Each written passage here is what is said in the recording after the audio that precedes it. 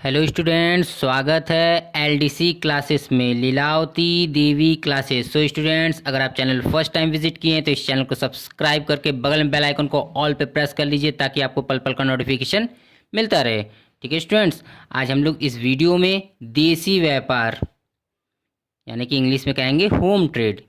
आज हम लोग इस वीडियो में देसी व्यापार यानी कि होम ट्रेड के बारे में ब्रीफ स्टडी करेंगे। ठीक है स्टूडेंट्स, अगर आपको वीडियो पसंद आए तो वीडियो को एक लाइक ज़रूर करिए, अपने फ्रेंड्स के साथ शेयर करिए ताकि उनको भी इस वीडियो के बारे में, इस चैप्टर के बारे में उनको भी जानकारी हो जाए। ठीक है स्टूडेंट्स, आपका टाइम न वेस्ट करते हुए हम लोग वीडियो को स्टार्ट करते हैं। देखिए स्टूडेंट्स, देसी व्यापार समझने से पहले हम लोग पढ़ेंगे व्यापार क्या है स्टूडेंट। ठीक है स्टूडेंट्स, व्यापार से आशय उस क्रिया से है जिसमें विभिन्न व्यक्ति उपयोगी वस्तुओं और सेवाओं का पारस्परिक लाभ के लिए विनिमय करते हैं। देखिए स्टूडेंट, व्यापार एक ऐसा क्या है, क्रिया है। व्यापार क्या है, एक ऐसा क्रिया है जिसमें विभिन्न व्यक्ति यानी कि अनेक प्रकार के व्यक्ति उपयोगी वस्तु यानी कि जो उनको जरूरतें हैं, ठीक है, और सेवाओं का पारस्परिक लाभ के लिए विनिमय करते हैं। विनिमय का मतलब लेन देन करते हैं। ठीक है, तो इसे कहते हैं व्यापार। ठीक है स्टूडेंट्स, अपने जरूरत वस्तुओं की और सेवाओं की लेन देन करना ही क्या, विनिमय करना ही क्या कहलाता है, व्यापार कहलाता है। नेक्स्ट पॉइंट देखिए स्टूडेंट्स, देसी व्यापार जब वस्तुओं को खरीदने तथा बेचने वाले दोनों एक ही देश में रहते हों तो उनके मध्य होने वाले व्यापार ही व्यापार को देसी व्यापार कहते हैं। देखिए स्टूडेंट, देसी व्यापार क्या होता है, देसी व्यापार को कहते हैं होम ट्रेड यानी कि होम ट्रेड जब वस्तुओं को खरीदने तथा बेचने वाले दोनों एक ही देश में रहते हों तो उनके मध्य होने वाले व्यापार को देसी व्यापार कहते हैं। ठीक है, मतलब क्रेता और विक्रेता यानी कि परचेजर और सेलर दोनों एक ही देश में रहने वाले हो और उनके बीच व्यापार ही क्या कहलाता है, देसी व्यापार कहलाता है। ठीक है स्टूडेंट्स, देसी व्यापार के देखिए भेद, देसी व्यापार के दो भेद हैं। क्षेत्र की दृष्टि से, क्षेत्र का मतलब होता है स्टूडेंट्स एरिया, क्षेत्र का मतलब होता है एरिया की दृष्टि से। दूसरा क्रय विक्रय की दृष्टि से, क्रय विक्रय का मतलब होता है स्टूडेंट्स परचेस और सेल की दृष्टि से। पहला पॉइंट देखिए, क्षेत्र की दृष्टि से इसके 3 प्रकार में बांटा गया है। इनको कितने प्रकार में बांटा गया है स्टूडेंट, 3 प्रकार में बांटा गया है। ठीक है, पहला देखिए स्थानीय व्यापार। स्थानीय व्यापार क्या होता है स्टूडेंट्स, स्थानीय व्यापार का मतलब होता है, इंग्लिश में पहले देख लीजिए, लोकल। स्थानीय व्यापार का मतलब होता है लोकल ट्रेड। ठीक है स्टूडेंट्स, लोकल ट्रेड ऐसे व्यापार जो किसी स्थान विशेष तक ही सीमित होता है, स्थानीय व्यापार कहलाता है। ठीक है स्टूडेंट, जैसे सब्जी, दूध, दही, फल इत्यादि। स्थानीय व्यापार एक ऐसा व्यापार होता है जो कि एक स्थान यानी कि एक विशेष स्थान तक क्या होता है, सीमित होता है। ऐसा व्यापार स्थानीय व्यापार यानी कि लोकल ट्रेड कहलाता है, जैसे सब्जी, दूध, दही, फल इत्यादि। नेक्स्ट टॉपिक देखिए स्टूडेंट्स, राजकीय व्यापार। राजकीय का मतलब होता है स्टेट, राजकीय का मतलब होता है स्टेट, आप लोग कंफ्यूज नहीं होइएगा, राजकीय का मतलब होता है स्टेट।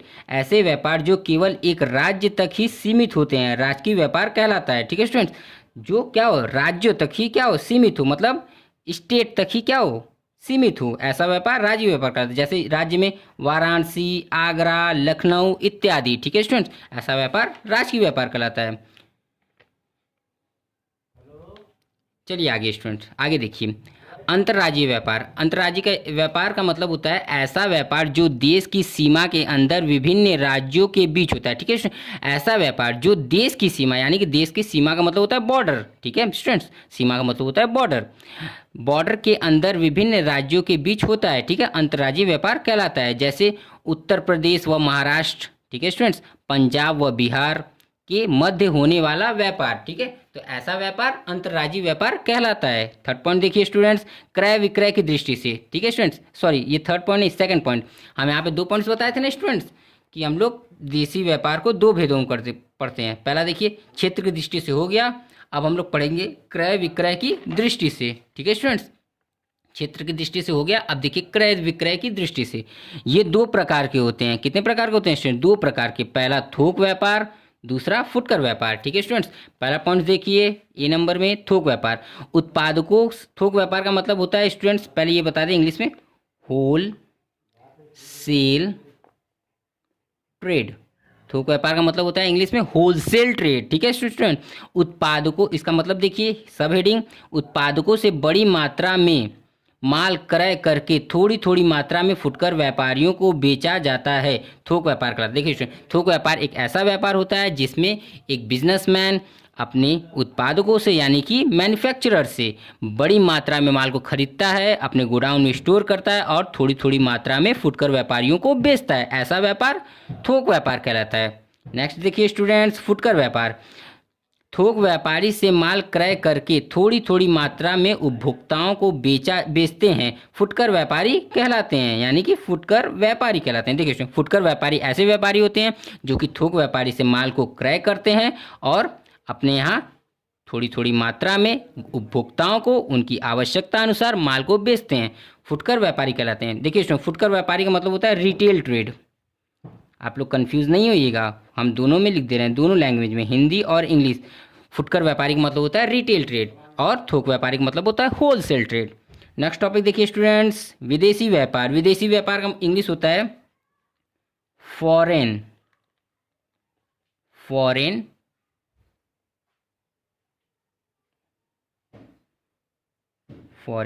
ट्रेड। ठीक है स्टूडेंट, विदेशी व्यापार का मतलब होता है फॉरेन ट्रेड। ठीक है स्टूडेंट्स, ऐसा व्यापार जो अलग अलग या दो देशों के मध्य होता है। मध्य का मतलब होता है स्टूडेंट्स उनके बीच, मध्य का मतलब क्या होता है, उनके बीच।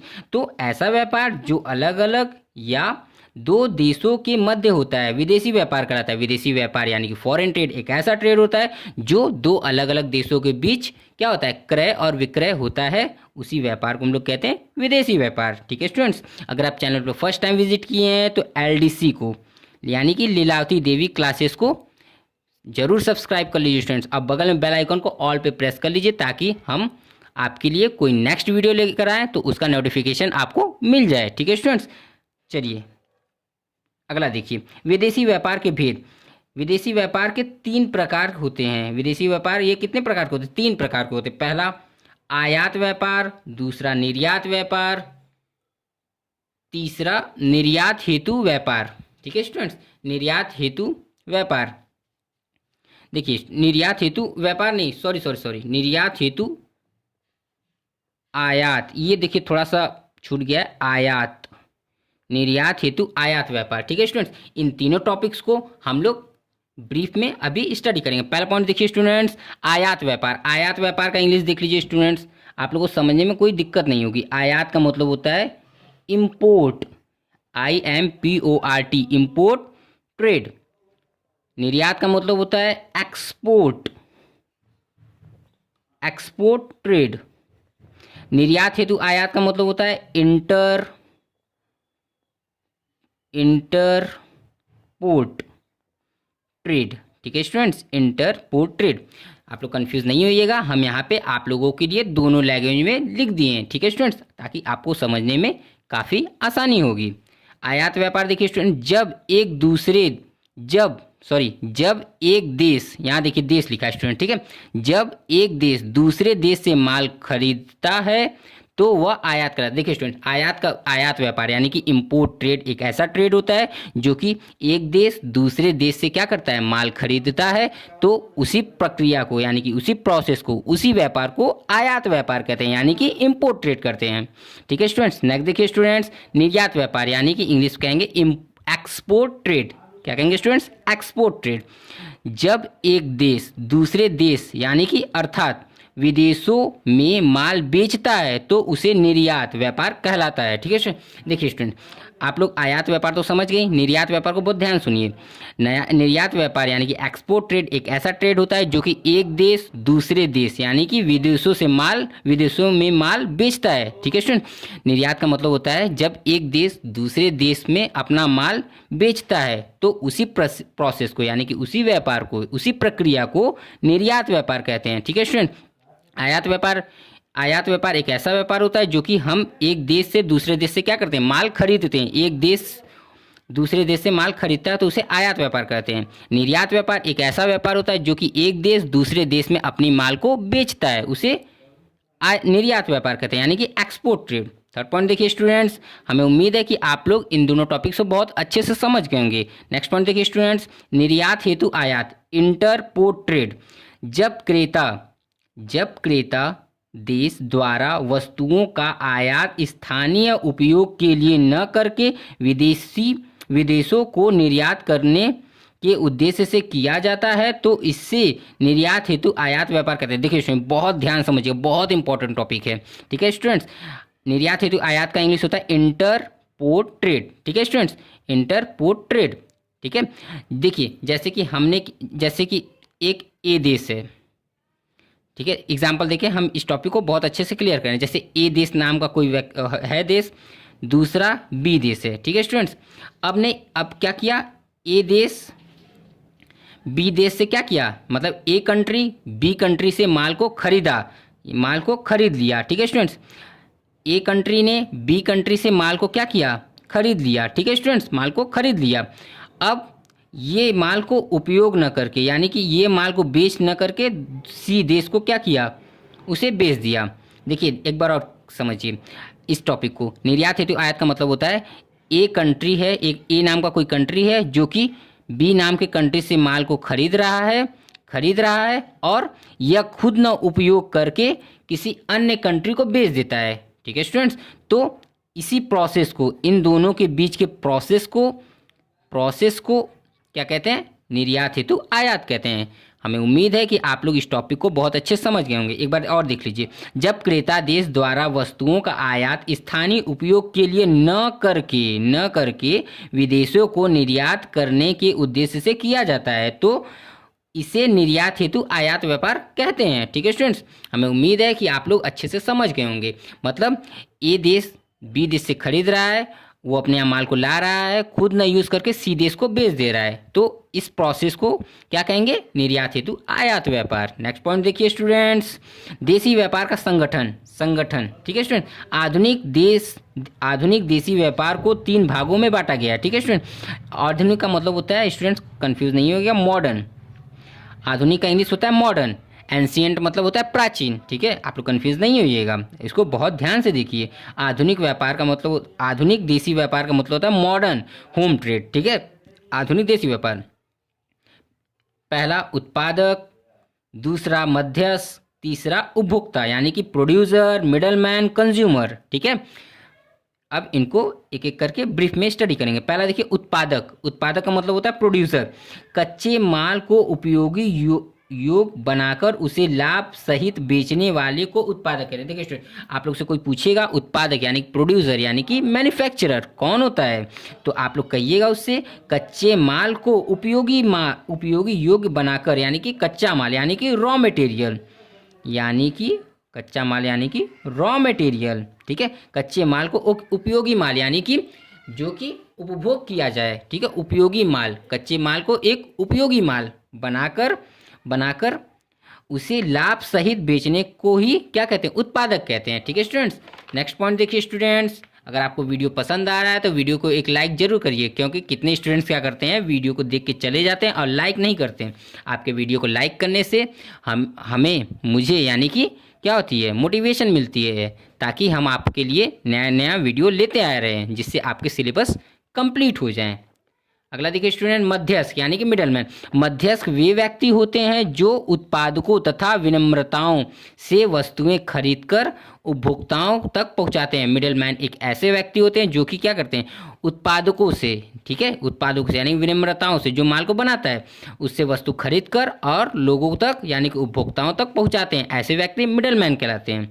नेक्स्ट देखिए स्टूडेंट्स, उपभोक्ता। एक कंज्यूमर कौन होता है, उपभोक्ता वह व्यक्ति होता है जो अपनी आवश्यकता की पूर्ति हेतु वस्तुओं का सेवन या उपभोग करता है। ठीक है, देखिए उपभोक्ता यानी कि हम लोग एक ऐसे व्यक्ति होते हैं जो हमें क्या है, किसी भी सामान को जरूरत होता है तो हम लोग जाके खरीदते हैं और उसका उपभोग करते हैं, सेवन करते हैं। ठीक है, तो वैसे व्यक्ति कंज्यूमर कहलाते हैं। समाज का प्रत्येक व्यक्ति उपभोक्ता होता है। ठीक है स्टूडेंट, समाज में जितने भी प्राणी रहते हैं, जितने भी लोग रहते हैं, वो सब क्या है, उपभोक्ता है। क्यों? क्योंकि वो अपने ज़रूरतों को पूरा करने के लिए माल को खरीदते हैं और उसका उपभोग करते हैं। ठीक है, देखिए यहाँ पे हम आप लोगों के लिए एक डायग्राम बनाए हैं। इस डायग्राम को बहुत ध्यान से देखिए स्टूडेंट, बहुत इंपॉर्टेंट डायग्राम है। उत्पादक यानी कि प्रोड्यूसर, थोक व्यापारी यानी कि होलसेलर, फुटकर व्यापारी यानी कि रिटेलर, फिर उसके बाद लास्ट की जो कड़ी है वो उपभोक्ता कड़ी होती है। ठीक है, मतलब कंज्यूमर की। ठीक है, देखिए ये थोक व्यापारी और फुटकर व्यापारी कौन होता है, मिडल मैन होते हैं, यानी कि मध्यस्थ होते हैं। ठीक है, अगला टॉपिक देखिए स्टूडेंट्स, व्यापारी प्रतिनिधि यानी कि मर्चेंटाइल एजेंट क्या होता है। प्रतिनिधि का अर्थ पहले हम लोग पढ़ेंगे। मर्चेंटाइल का मतलब क्या होता है। प्रतिनिधि वह व्यक्ति है जो दूसरे की ओर से कार्य करने के लिए अथवा अन्य व्यक्तियों के साथ करने के लिए व्यवहारों के में दूसरे का प्रतिनिधित्व करने के लिए नियुक्त किए जाते हैं। प्रतिनिधि एक ऐसे व्यक्ति है जो कि अन्य के कार्य करने के लिए नियुक्त किए जाते हैं, एजेंट नियुक्त किए जाते हैं, तो वैसे लोग प्रतिनिधि कहलाते हैं यानी कि मर्चेंटाइल कहलाते हैं। ठीक है, नेक्स्ट पॉइंट देखिए स्टूडेंट, व्यावसायिक प्रतिनिधि। व्यावसायिक प्रतिनिधि से आशय ऐसे व्यक्ति से है जो किसी व्यवसाय द्वारा कार्यों को संचालित करने के लिए नियुक्ति किया गया है। ऐसा व्यक्ति व्यवसाय का प्रतिनिधित्व करता है। ठीक है स्टूडेंट, व्यवसायिक प्रतिनिधि एक ऐसे व्यक्ति होते हैं जो कि किसी व्यवसाय द्वारा कार्यों को यानी कि किसी व्यवसाय द्वारा कार्यों को करने के लिए नियुक्त किए गए हों। ठीक है, किए गए ऐसे व्यक्ति व्यवसाय के प्रतिनिधित्व कहलाते हैं। ठीक है स्टूडेंट्स, आज का वीडियो हमारा यहीं पे समाप्त होता है।